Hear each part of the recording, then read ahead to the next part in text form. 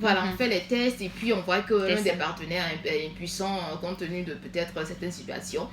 Est-ce que tu pourras avoir ce cran-là, cette foi qui déplace les montagnes pour prier, pour dire oui, je m'entête, je veux me marier et demain ce qui va arriver arrivera? Oui, parce que tu choisis pas la personne en fonction de sa puissance ou de son impuissance. Tu choisis la personne parce que c'est la volonté de Dieu que tu as cru vis-à-vis de vous deux. Et vous êtes ensemble, non nécessairement pour ce temps dans la chambre, vous êtes ensemble pour plus grand, n'est-ce pas, pour accomplir le plan de Dieu pour vos vies. Donc ça ne doit pas être un blocage si tu crois que Dieu vous a mis ensemble pour un but. D'accord. Ça ne doit pas être un blocage.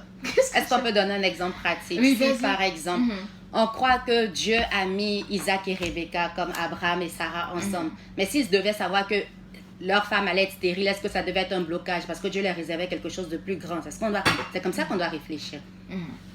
Alors là, nous parlons de l'abstinence sexuelle. On va parler un peu des bienfaits de l'abstinence sexuelle.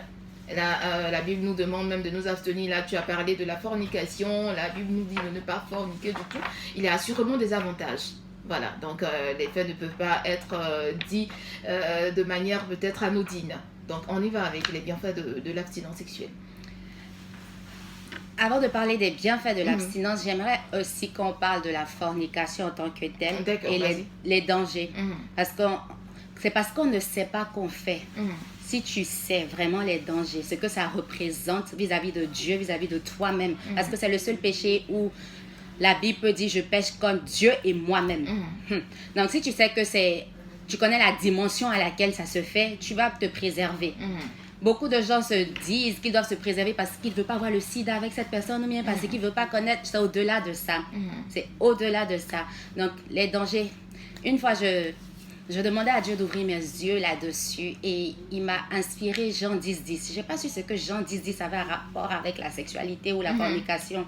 Mais qu'est-ce que Jean 10:10 dit? C'est Jésus qui parle.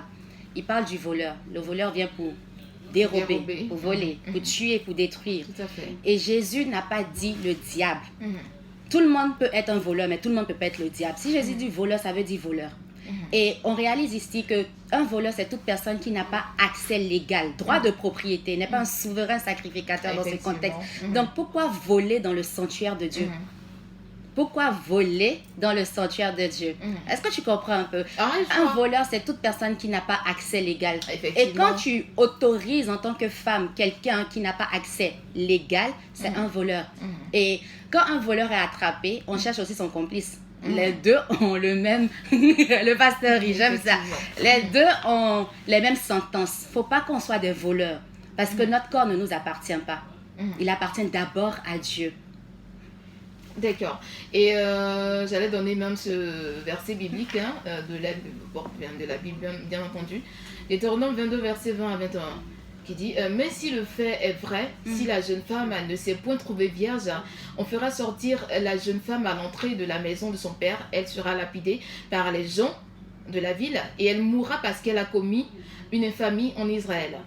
C'est-à-dire que si la vierge, par exemple, va avec un autre homme étant vierge, n'est-ce pas? Donc c'est une sanction, pour juste illustrer ce que tu viens de dire, c'est une sanction que Dieu afflige à ces personnes qui forniquent. Du coup, la fornication même est défendue par la Bible. Dieu nous empêche carrément de forniquer. Corinthiens nous dit que celui qui détruit mon temple, je le détruis. Dieu est prêt à détruire toute personne. Voyons le cas de Jésus. Quand les personnes vendaient dans le temple, qu'est-ce que Jésus a fait? Il était fâché. Il était fâché. Il les a chassés. Il a tout dérangé. C'est à ce point que Dieu déteste qu'on vend dans son temple. Et vendre ici, c'est quoi? C'est pas seulement donner ton corps de façon commerciale comme la prostitution. Mais quand tu vas adorer autre que Dieu dans ce sanctuaire, c'est de l'idolâtrie. Le peuple d'Israël pouvait aller adorer d'autres dieux. Et Dieu va dire, pourquoi tu te prostitues? Pourquoi nous nous prostituons aujourd'hui, sachant que notre corps vaut plus que cette personne ou que ce moment? Et c'est de comprendre un peu l'aspect supérieur. C'est pas juste le plaisir de 15 minutes ou moins, n'est-ce pas? C'est aussi l'éternité. Je parlais de ruiner sa mémoire tout à l'heure. L'une des choses que nous allons emporter dans notre éternité, en plus de notre âme, notre esprit, etc., c'est notre mémoire. Notre mémoire. Si Dieu et là, tu as commencé à répondre à l'une de mes questions que j'allais bien entendu te poser. Quelles sont les raisons pour lesquelles nous ne devons pas avoir de relations sexuelles en dehors du mariage? C'est pour glorifier Dieu. On glorifie Dieu dans notre temple. On glorifie Dieu parce qu'il l'a prescrit. C'est une des recommandations de Dieu. Et on ne le fait pas parce qu'on veut rester en intimité avec Dieu. Le péché, c'est la seule chose qui nous sépare de Dieu. Effectivement. Et Dieu pouvait demander à Adam, où es-tu? Lorsque Adam a péché contre lui. Où es-tu n'est pas où es-tu dans le jardin, mais quelle est ta proximité à ma présence? Quand nous nous déshabillons, puisqu'on parle de sexualité, le plus grand danger, c'est pas de se déshabiller devant un homme physique, mais c'est de se dévêtir de la gloire de Dieu. Parce que tu représentes la gloire de Dieu. Quand Dieu dit à Adam, où es-tu? C'est parce qu'il n'est plus vêtu de sa gloire. Donc, quand tu sais ça, que c'est pas me déshabiller devant ce monsieur ou devant cette personne, mais je me suis déshabillée de la gloire de Dieu. C'est pour ça que la Bible dit tous son péché sont privés. C'est parce que tu te prives de sa gloire que tu pèches. Donc, un des aspects, un des avantages, c'est de rester dans sa présence, avoir sa gloire. Puisque lui-même, il demande à ce qu'on s'abstienne. Et puis, une toute autre question, est-ce que le fait de s'abstenir veut dire qu'on va assurer un mariage assez réussi? Non. Non, ce n'est pas la condition. Non. C'est pas parce que tu te maries vierge, par exemple, que ton mari ne va pas crier sur toi. On n'a qu'à être réaliste. Ça n'a rien à voir. C'est clair.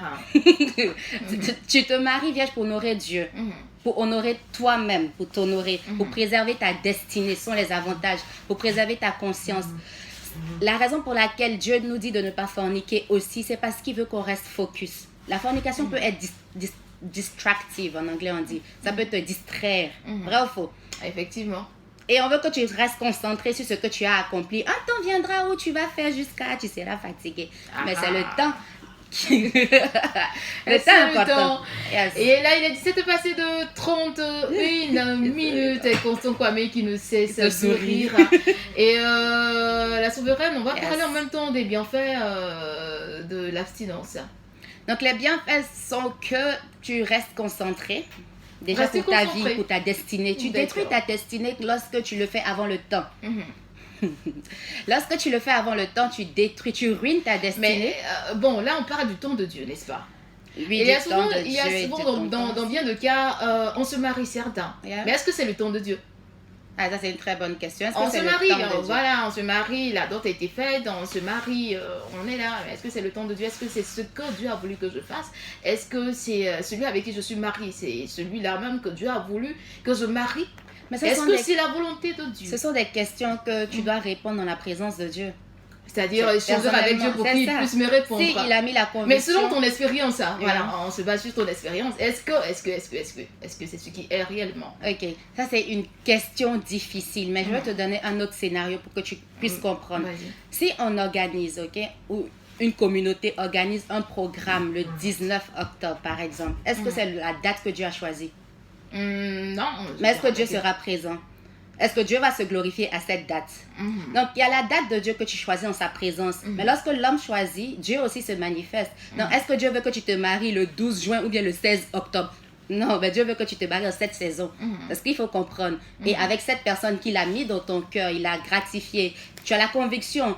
Tu es rassuré. La conviction. Yes, ça me plaît bien ce terme, parce qu'il faut être convaincu, n'est-ce pas? Il faut être convaincu. Il faut aussi prier pour que Dieu nous mette sur le droit chemin, parce que c'est pas parce que tu t'es marié, ou bien c'est souvent un effet de mode, parce que ma camarade s'est mariée, vraiment, on se marie à tout bout de champ ces temps-ci, et puis je me marie avec celui-là même, le premier venu. Est-ce qu'effectivement c'est Dieu? Après, tu verras que ce qui sera dans le foyer sera catastrophique, et tu vas prendre tes bagages sur la tête pour sortir de la maison. Mais il faut aussi dire que tu peux être convaincu de chez convaincu par Dieu, mais ça sera pas facile aussi. Faut pas mais c'est clair, on se dit, moi je peux encore dans un foyer, mais j'entends des choses, c'est clair, ce n'est pas quand même sur un plateau d'argent, tu auras tout comme si tu voulais, ou bien tu es né avec une cuillère dans la bouche, comme quelqu'un pourrait le dire au passage, tu auras tout, non, mais il y a quand même rassurant, c'est de savoir des obstacles. Ce qui est rassurant, c'est de savoir que c'est Dieu qui m'a placé ici. Et là, tu sais ça dans ton esprit. C'est ce qui te rassurera. Sinon, les vents, les tempêtes, mais est-ce que ta vie, ta relation, ton mariage est bâti sur le roc? C'est la question. Vraiment. Le jeune chrétien et l'abstinence sexuelle.